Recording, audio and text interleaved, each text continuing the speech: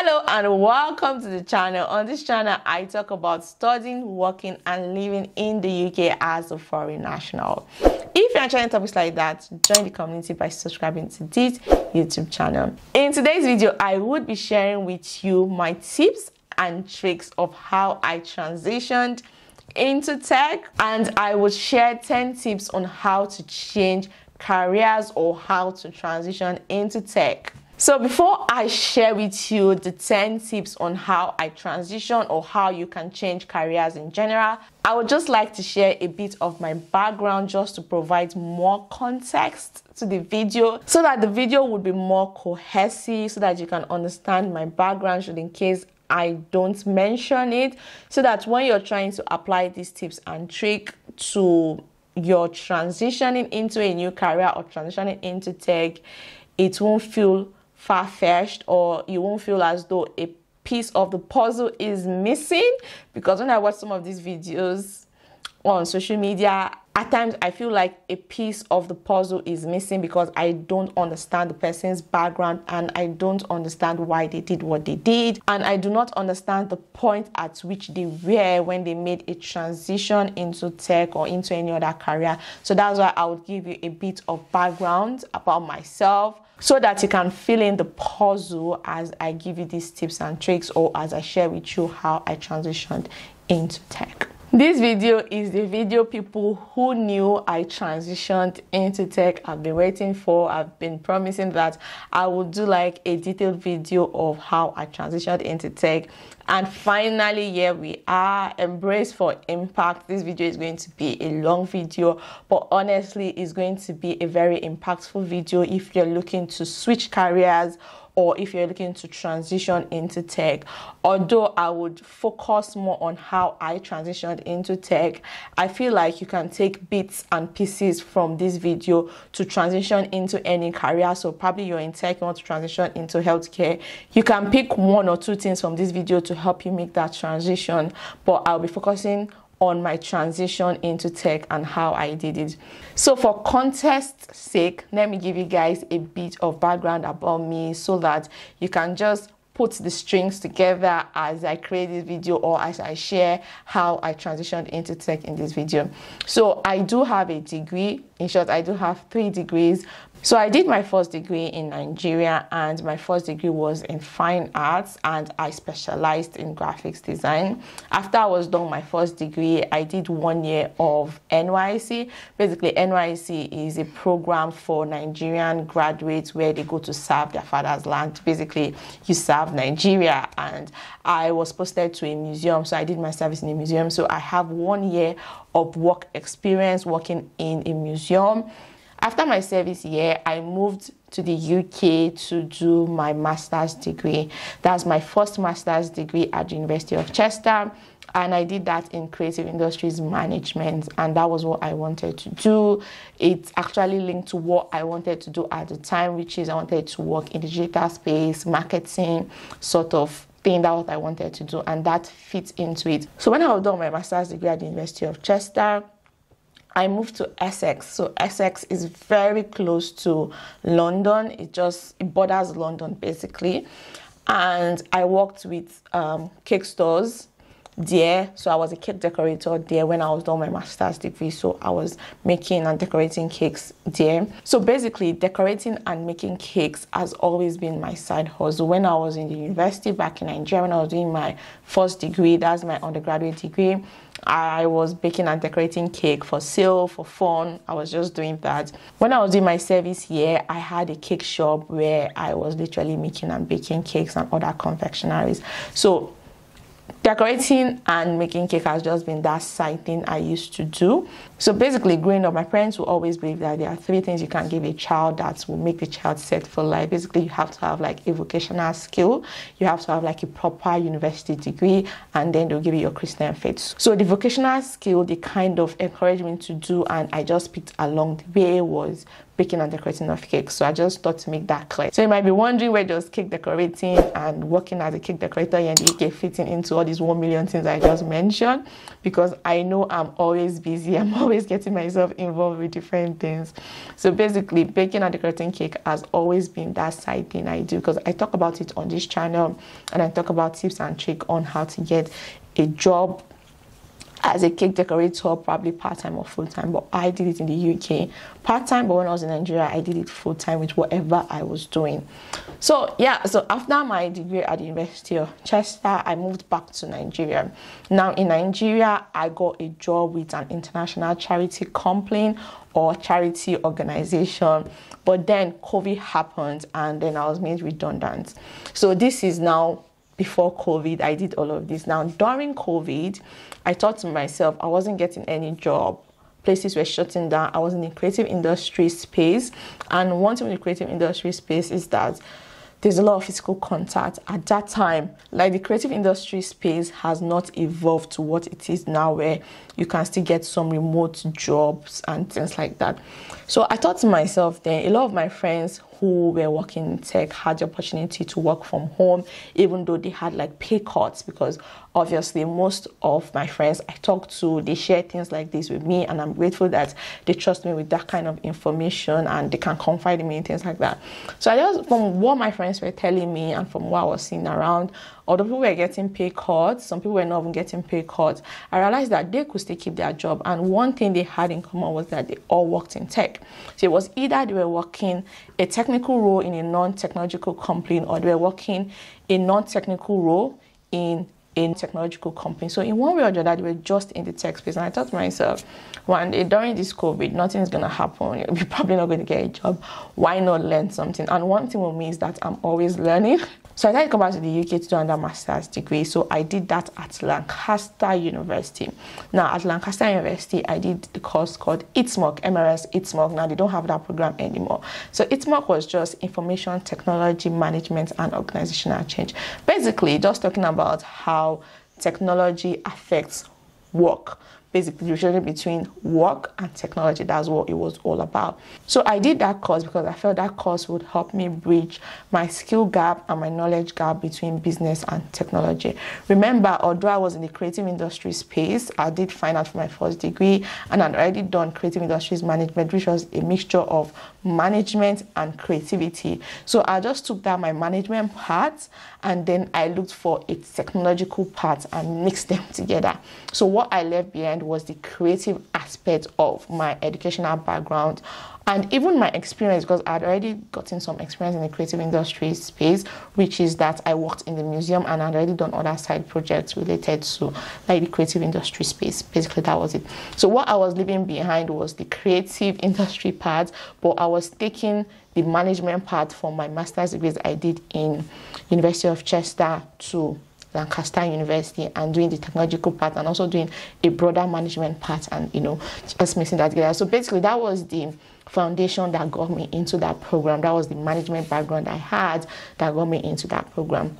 Now, I just have to give you a brief background of myself, or my experience, my educational experience, so that you can just connect some dots in case I miss it out in the video, so that you not just think I just transitioned into tech out of thin air and there was no background, no idea and things like that. Yeah, basically that's what I wanted to.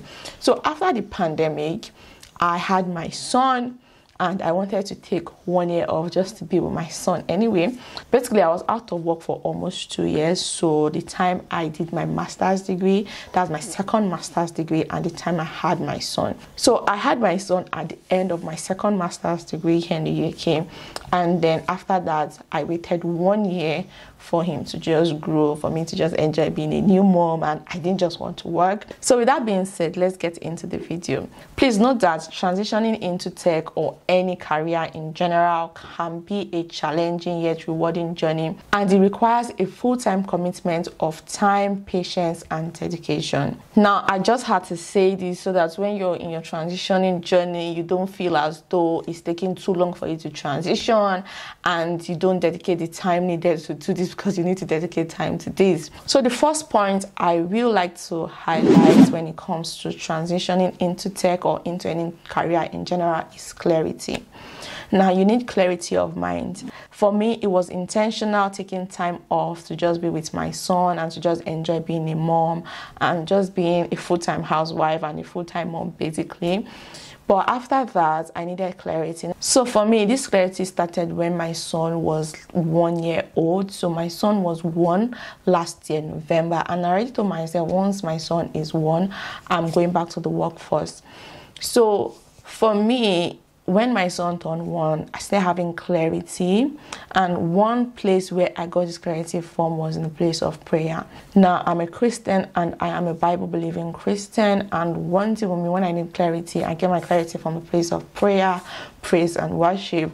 So that was one place I got clarity, and I got the affirmation, and I confirmed within my spirit man that yes, it is time for me to go into the workforce, because I had so many conflicting things I wanted to do.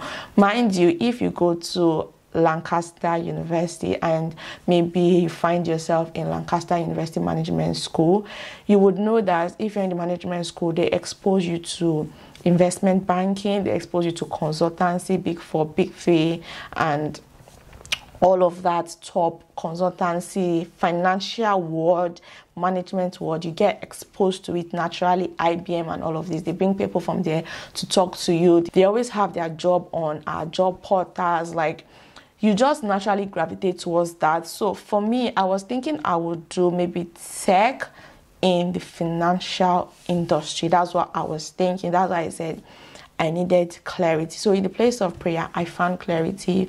I knew that I wanted to do tech full time. I knew that I wanted to be technical, and I wanted to work with a tech company. So basically, I wanted to be the tech of the tech kind of this. So I didn't want to do like work in a tech space, but in a financial sector, or work in a tech space in a healthcare sector.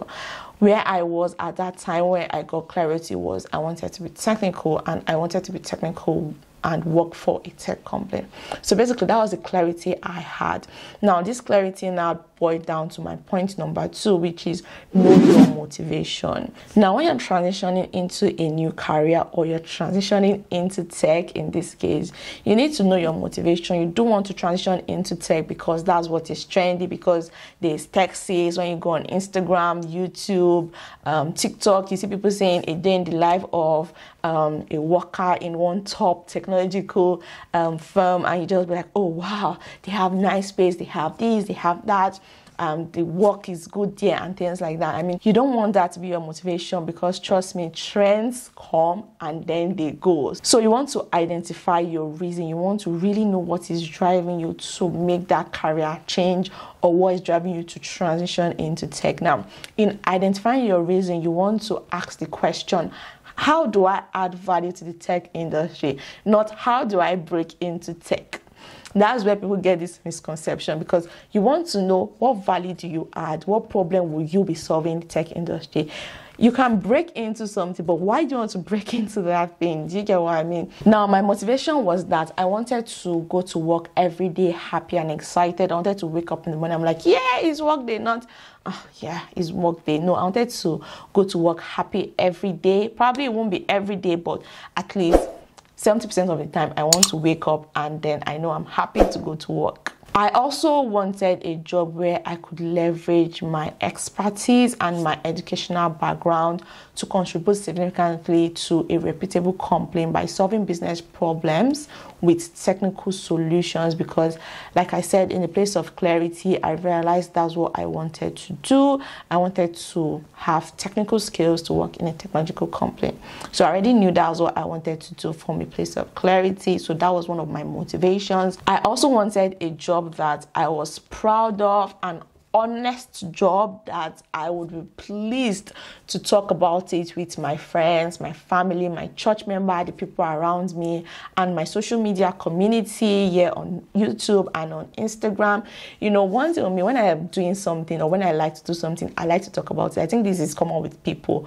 We humans like to talk about ourselves, and yes, I like to talk about the things I'm doing. I just wanted an honest job. You know, I didn't want to be importer and exporter. That's what are you doing? So basically, the importer and exporter joke was something I had growing up. So basically, they would say if people are doing this honest job, so maybe they are doing something they should not be doing, like, you know, causing terror to other people, they will say, oh, I'm a businessman, and they'll be like, or a businesswoman, they'll be like, what business do you do? They'll say, oh, I import and export things. What things do you import and export? They can't say, but people just hide on that, oh, importer and exporter.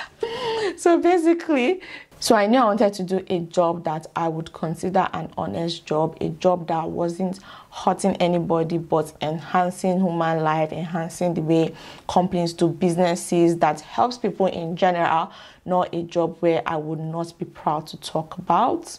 I also wanted a job that would help me build an incredible career, pay the bills, and allow me to live a comfortable life and possibly invest and build wealth. So that was what I wanted for my job. I also wanted a job that inspires people who talk and look like me to want a career in my field. And for me, that job was in the cloud sector. Now, I came about the cloud industry through research, and I will talk about that point. But let me move on to point number 3. Now, point number 3 is to identify your strengths and interests.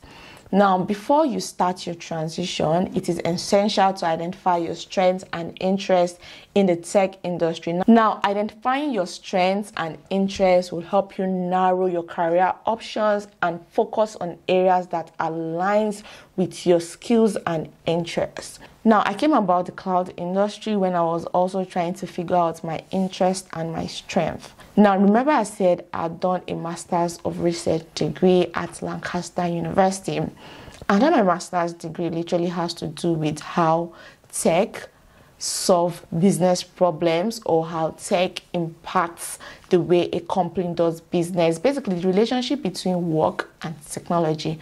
So that was where my interest in the cloud space started from. But I didn't know that was cloud, because when I was in Lancaster, we did a course around networking.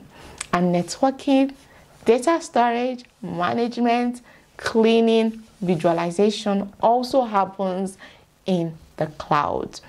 So that was where my interest started to stem from. And in the place of clarity and knowing my motivation, I started finding out what my interests were, and I started finding out what my strengths and also what my weaknesses were. Now, I didn't know much about coding, and that was a weakness. So I needed to do a tech job that would not involve much of coding. Now, that space where I came to was knowing the relationship between tech and business. And this is what some solutions architects do. And solutions architects are also in the tech industry, and they work for technological companies or non-technological companies, but they are considered people with technical skills.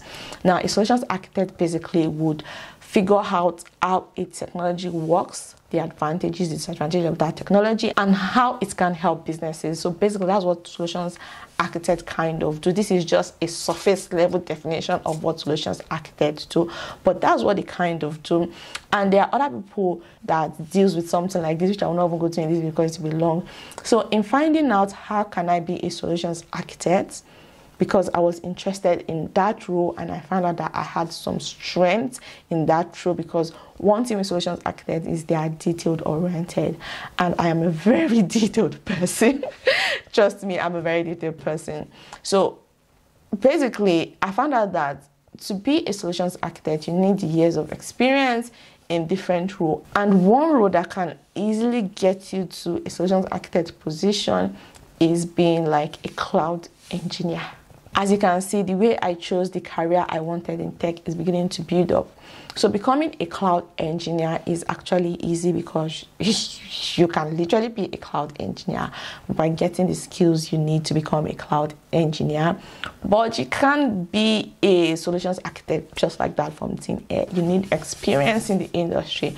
But being like a junior level cloud engineer is quite easy than being like a junior level solutions architect. I might be wrong, but that's what I've come to realize from my findings. But I know you can be like a cloud engineer, and then from being a cloud engineer and getting experience, you can go on to become a solutions architect, maybe a mid-level solutions architect before you become like a senior, and build it up from there. But basically, that's what I came to find out. So that's why I went for cloud engineering. So in identifying my strengths and my interests and also highlighting my weaknesses, I realized that, okay, probably cloud engineering will work better, but I was still open to junior solutions architect role, even though I didn't have that much experience. Now, moving on to the fourth point, I have already touched a bit on the fourth point, which is research. Now, researching the different tech areas will help you identify which roles align with your skills and interests. Now, like I said earlier, you want to consider what you really like, what your strength is, and what your weakness is, and you want to be honest with yourself. Now, you want to do your research to know which part of tech you want to work in, if it is design. So when you're talking about design in tech, you're talking about the UI, UX designer, product designer kind of role. When you're talking about tech sales, you're talking about account manager kind of role. When you're talking about development, you're talking about full stack developer, front-end developer, back-end developer, software developer. If you're looking into marketing in the tech space, you will be looking at the product marketing kind of roles. So that's why I said you need to know what you're interested in. So going to tech does not mean you just be a software developer or a UI UX designer or a product manager or a product designer or a scrum master. No, you have to know what you really want to do. Like I said earlier in this video, is either you work in a technical role in a non-technological company. Example of that is my beloved husband. My husband works as a product designer for a media company. Now, a media company is not a technological company. They might use technology to help them with their news and all of that, but they're not a technological company. But he works in the tech department of the media company. I hope that makes sense. Or you can work in a technological company in a non-technical role. For example, you can work in human resources, in Google or in Facebook or in Meta. Now, if you work in the HR department of Google or Facebook, you won't be considered technical, yeah, but you work for a technological company, so you'll still be in the tech space. So that's why I said you need to really know what you want to do. So you can work in a tech space without being technical, probably without knowing how to code, having knowledge of technology. You're just a people person, and basically you work for a technological company, helping them with managing their people, talent development, things like that in the technological industry. I don't know if I'm making sense, but basically you can be a non-technical person and still work in the tech space, and you can be a tech person and work in the non-tech space. Shall get it? I hope you guys get what I'm trying to explain there. Anyway, researching would help you identify your knowledge and skill gap to acquire the necessary skills and knowledge to land your job. Now, when I was doing my research, identifying my motivation, getting clarity, knowing my interests and weaknesses, like I said, I stumbled on the cloud industry. And when I wanted to be a cloud engineer, I realized that I didn't know how to code. So when I knew I wanted to be a cloud engineer, I realized that I wasn't technical enough to be a cloud engineer. Even to be a junior cloud engineer, I wasn't technical enough because I knew nothing about coding. I knew nothing about Python. I knew nothing about my SQL. I knew nothing about Bash. I knew nothing about Linux. I knew nothing about AWS. I knew nothing about instances, EC2, VPC. I knew nothing about that. I knew nothing about Azure. I knew nothing about Google Clouds. I literally knew nothing. So I realized that, okay, if I want to be a cloud engineer, I needed knowledge of these platforms. I needed to know about AWS. So AWS is Amazon Web Services, which is the cloud aspect of Amazon's business in whole. And Google Cloud is owned by Google, and Azure is owned by Microsoft. So there are other platforms that provide cloud computing services to businesses out there, but these three are basically the giants in the market. They have a larger market share. So basically, knowing one of these platforms or knowing how to use one of these platforms can get you a junior level role as a cloud engineer or entry or trainee level. Do you get what I mean? So that was what I identified. So for my research, I realized that I didn't have like the technical know-how, like the skills, the technical skills. I didn't have that. I only had the knowledge from my master's degree basically, and from a bit of work I'd done. But yeah, so this is where point 5 comes to play. So point 5 would be to upskill and reskill. So once you have identified your strengths, your weaknesses, your interests, and your motivation, and you've done your research, you need to learn new skills that is relevant to your chosen tech career or the job you want to do. You need to learn those new skills. So you can upskill or reskill by taking courses, attending workshops, or pursuing another degree in that field, or getting a certification program. In my case, it was my second master's degree at Lancaster University, and I also did a 12-week intensive hands-on online AWS bootcamp. So that was what helped me to upskill and reskill. Now you might be wondering why I did the AWS bootcamp. At this point, when I did the AWS bootcamp, I did not want to pay for the bootcamp, and the AWS bootcamp was for free. And I got to learn everything I know about cloud computing through that bootcamp. So that's why I did the AWS bootcamp. Probably I would have preferred doing Microsoft Azure, because Microsoft Azure leans more to automation, AI, artificial intelligence and things like that. That's what Microsoft Azure leans more towards, while AWS leans more towards the data part of things and data storage, collection, and things like that. So doing the AWS bootcamp was still cool for me because I got to learn and I got to really have like hands-on experience when it comes to cloud computing and cloud engineering and things like that. So that's why I did AWS. At this point in my life, honestly, I'd invested so much in my education. I mean, I had 2 master's degree from UK University and I was an international student. Paying for that was not easy. So at this point in my life, I didn't even have the money to pay for any bootcamp or any training. It was just free things I was looking for. So that's why I did the AWS bootcamp. So I just thought to put it out there in case you're wondering, oh, why did she do AWS? Why did she not do Google Clouds? Or why did she not do Microsoft Azure? So yeah, I just wanted to put it out there so that you guys know why I did that. So let's move on. Moving on, the 6th point will be to network with people in your new industry. So once you identify the industry you want to go into within tech, whether it's cloud, design, development, marketing, you need to network. Now, networking can help you learn more about the tech industry and make connections that can lead to job opportunities. Now, you would want to do this by attending industry events and joining online communities to connect with other professionals in the field you want to secure a job in.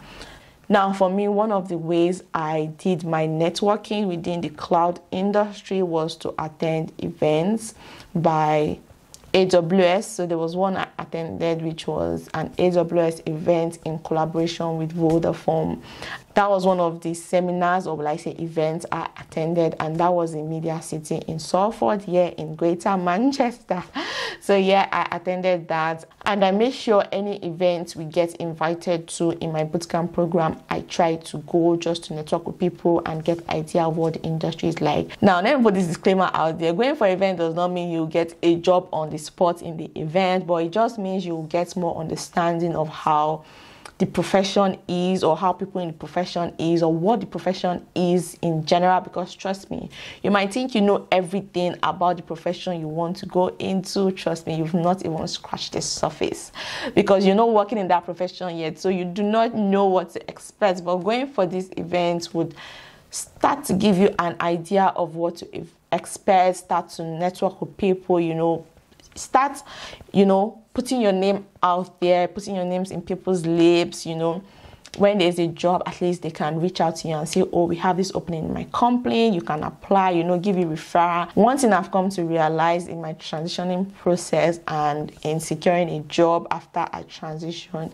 is that referrals from people within the company would get you the interview faster, or even get you an interview, than when you apply without a referral.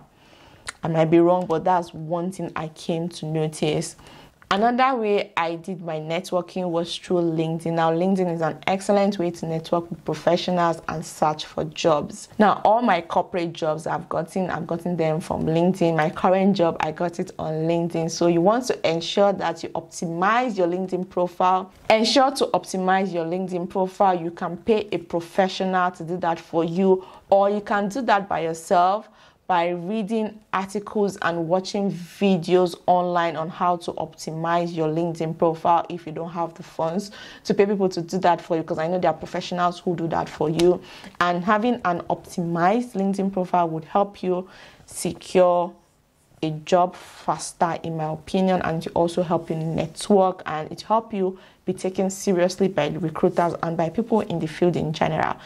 Again, this is just my opinion, and this is what worked for me. So basically, if you cannot optimize your LinkedIn yourself, you probably will have to pay professionals to do that for you. I did mine myself, and it took me a lot of time to do that. So the 7th talking point is to update your resume and cover letter with your new skills you have acquired.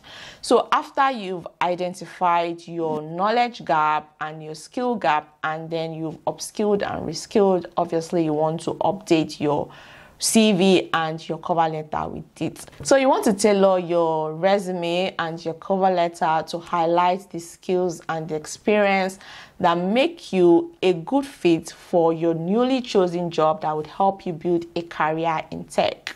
Please ensure that your CV is at most 2 pages, nothing more than that, and highlight your transferable skills from your previous job experience. Now, your previous job experiences are not useless. You can transfer them into your new career or your new job. You just need to find a way to interpret that in your CV. So for those of you who are confused of what transferable skills are the skills that you have developed that could be transferred from one job to another, like good communication or time management skills. Basically, if you have good communication skills and good time management skills, you can always transfer that into any role, because managing your time and communicating is very important within a business setting. I kind of don't think there'll be a job you will do where you will not have to learn how to manage your time and communicate. So what you want to do is to show how your previous skills and job experience, or what you've learned from your bootcamp or course or degree, is relevant to the job you're applying for in your CV. Basically, that's what you want to do. Now, when writing your CV, always put the START technique in mind. So the START technique is basically the situation, the task, the action you took, and the result you got. So basically that's what you want to show throughout your CVs. Now, the 8th point I would like to talk about when it comes to transitioning into tech or transitioning into any career in general is to be strategic with your job search and your job application. Now, when you start to apply for jobs after you have upskilled, reskilled, you've identified your motivations, you've done your research, you know your strengths, your weaknesses, your interests, you want to test run various job sites to find which one works best for you. Now, this will help you not fetch water inside baskets. Basically, it will help you improve your job searching skills, and it will help you be strategic with your application, and it will help you get results. For me, after my job site test run, I found out that LinkedIn and applying on individual company job portals worked best for me, and I got results from that. My current job, I got it on LinkedIn. Now, that's why I don't joke with my LinkedIn. I tried Otter, I tried Indeed, I tried Reads. I even tried, is it Tech Job or something? I can't remember. I tried a lot of platforms, but I realized that applying on individual company websites, like their job portal and on LinkedIn, worked best for me. In short, most of the recruiters I was speaking to when I was job hunting, my conversation with them was done via LinkedIn. Even my current job, my conversation with my recruiter for my current job was done via LinkedIn. Now, for my husband, the job sites that worked for him was totally different. Now, I'm using my husband for example because obviously I experienced his job searching process here in the UK, and I did a whole video about that. I'll link it to this video if you're interested in watching that. So my husband works in a technical role for a non-technological company, basically. So he's a product designer, but he started as a senior UI designer before he went to become a senior product designer.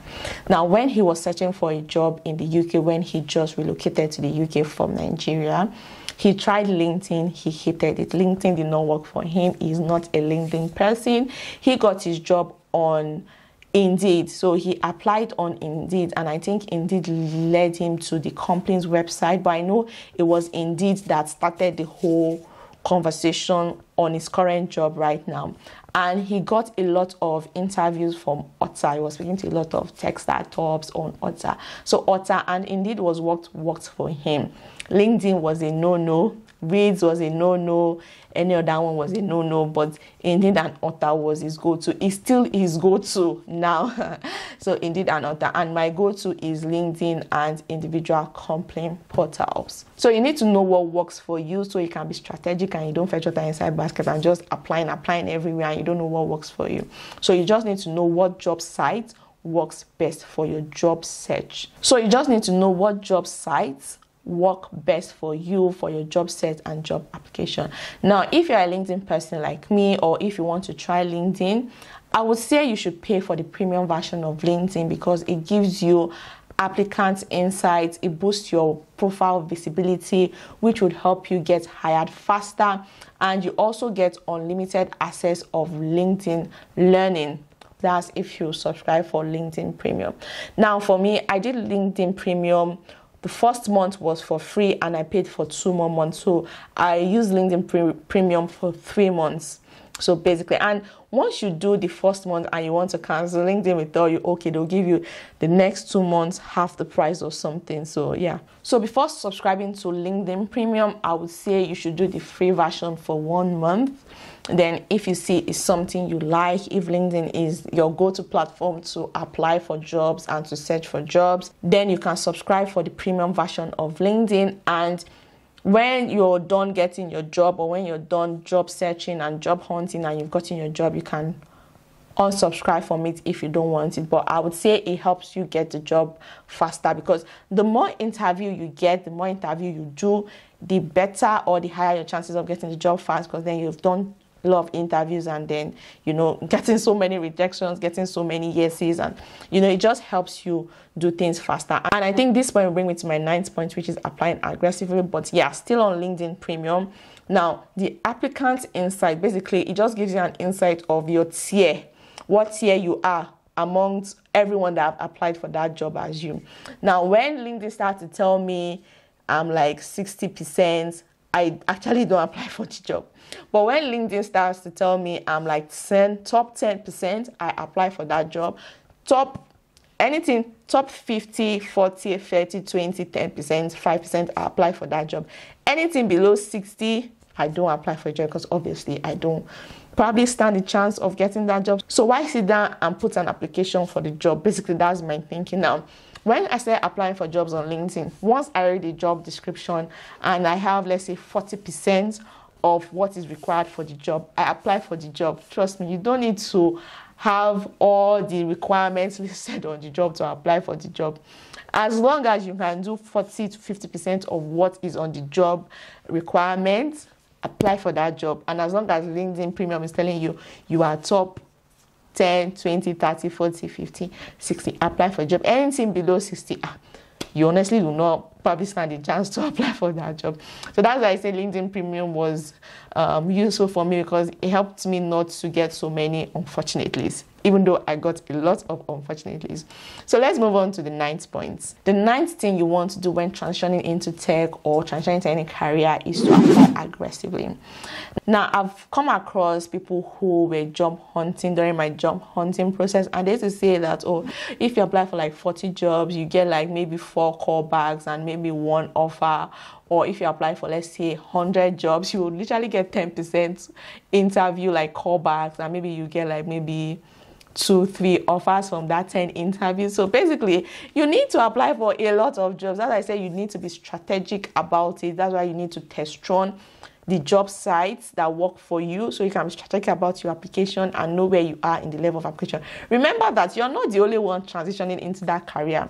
You're not the only one transitioning into healthcare. You're not the only one transitioning into tech. You're not the only one transitioning to be a teacher. You're not the only one transitioning into nursing.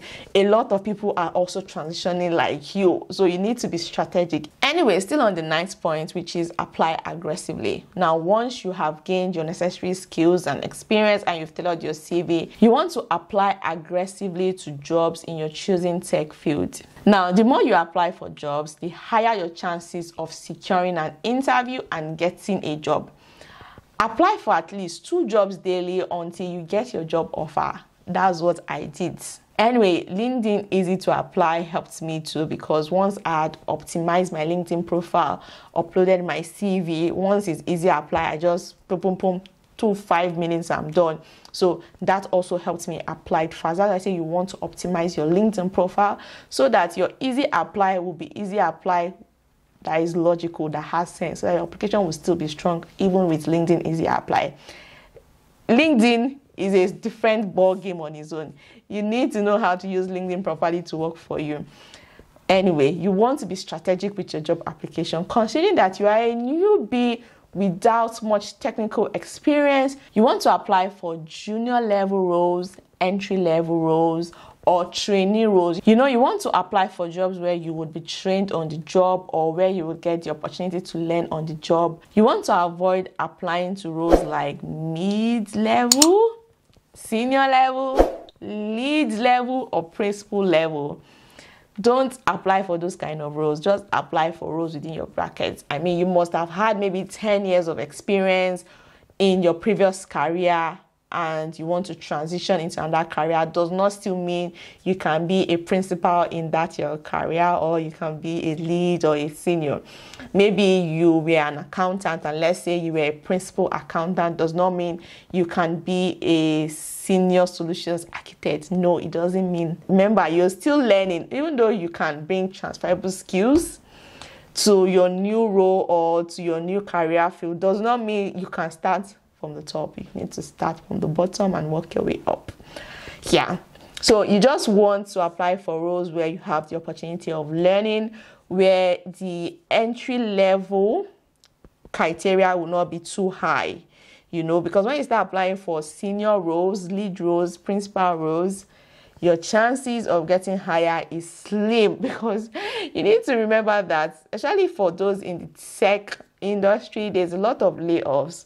So a lot of people with experience have been laid off, and they are also in the job market like you, that are coming from another field or probably with little to no experience. You're competing with those people, so you want to know where you fit in the food chain. You really want to know where you fit in. Basically, that's what I'm trying to say. If you live in the UK, not outside the UK, if you live in the UK and you're interested in cloud computing, data engineering, software development, companies like Kubrick, Revolent Group, and Softwire offer fantastic paid training opportunities for newbies in the tech sector. So basically, how their paid program works is that they will pay you to train you. Now, the downside to these job opportunities is that they do not sponsor visas. So if you live in the UK and you need a visa to work in the UK, don't bother applying. They don't sponsor visas because they will train you. And the interview process is quite daunting. I did the one for Kubrick, so the cloud engineering interview for Kubrick, and I kind of was not selected. I think I got to the 2nd stage or the 3rd stage, I can't remember, but I was not selected after that. So the interview process is daunting. Get ready for that, but it is worth it. And some of these companies would give you a job contract that ties you with them for 2 years. So meaning you would have to work for them for 2 years after your paid training. And this paid training is usually 6 months. Now, the program I am on is also a paid training, but my company did not tie me with them for 2 years. Now, some of these companies that offer paid training in cloud computing, data engineering, or software development, they will literally give you a 2 years working contract with them. So basically, you have to work with them for 2 years before you can leave them after your training. And the training is usually for 6 months. Now, if you decide to leave them before 2 years, you probably would have to pay some money to them. Now, issues like this have come up with people who have been on the training program, and when they were leaving before 2 years, the company told them to pay back the money for their training. So you have to put this in mind. So you need to know that you might be committed to these companies for 2 years after your training. Like I said, the training is usually for 6 months. So you might be with this company for, let's say, 2 years and 6 months. So put that in mind. But it's a great way to start a career in the tech industry, especially when it comes to data engineering, cloud computing, and software development. It's a good way to get experience, and it's a good way to make money while you learn on the job, and they pay really well. The last but not the least tip I would give you when it comes to transitioning into tech or transitioning into any career is to practice for your interviews. Always attend your interviews with your A game on. So you want to dedicate time to practice your job interview questions. So you want to dedicate time to practice for your job interviews alone or with your friends and family. The more you practice, the better you get at interviewing. Hence, you want to apply aggressively for jobs, because the more you apply, the higher your chances of securing an interview, and the more you interview, the higher your chances of getting a job. Now, one tip I would give you when practicing for your interview is to write a script on possible interview questions and answers and practice them daily until you secure that dream job. Like, you just want to practice it daily, because the more you practice, the more you become natural at interviewing. Trust me, interviewing is a skill set entirely. Like, you need to develop, when interviewing, you need to develop your confidence. You need to be able to talk clearly. You need to be able to use some certain terminologies in the industry. Basically, you need to practice. I cannot overemphasize the importance of practicing for your interview. You don't want to go to your interview and be stammering. You want to practice challenges. If, let's say, you would have to do whiteboard challenges, you have to do coding challenges, you want to practice, and you want to take your knowledge-based interview, like your interpersonal interview question session, seriously. You also want to take your group interview session seriously.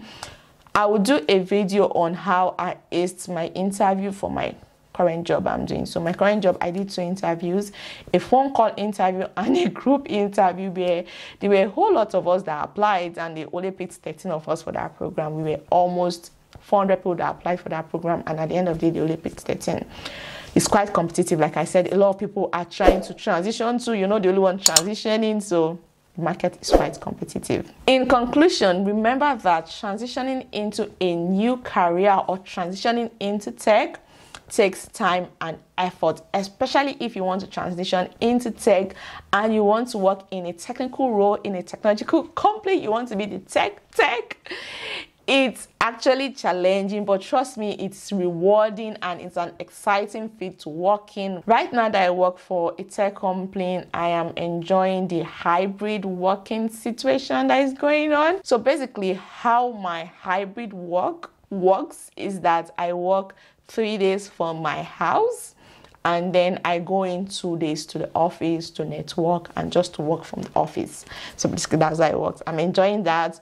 I'm enjoying good pay, benefits, It's good. I work in a good environment, I work with a Fortune 500 company, which is good to see, get to see how business is done in that magnitude. It feels good, to be honest. It feels good working in tech, and I'm happy. I feel fulfilled. So you just want to stay focused, keep learning, be persistent. You will achieve your career goal, Take it one step at a time, stay committed to your goals, and you can achieve the success you desire in your new career. So with this, we've come to the end of today's video. If you enjoyed this video, do give it a thumbs up so that YouTube can recommend it to more people so that they can benefit from the information in this video.